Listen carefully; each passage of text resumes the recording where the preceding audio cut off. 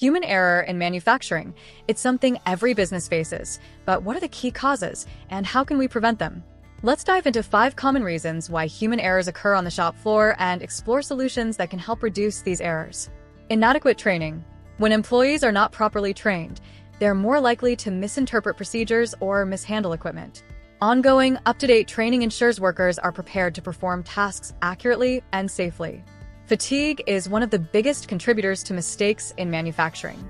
Long hours, tight schedules, and intense physical labor can make employees mentally and physically exhausted, leading to errors.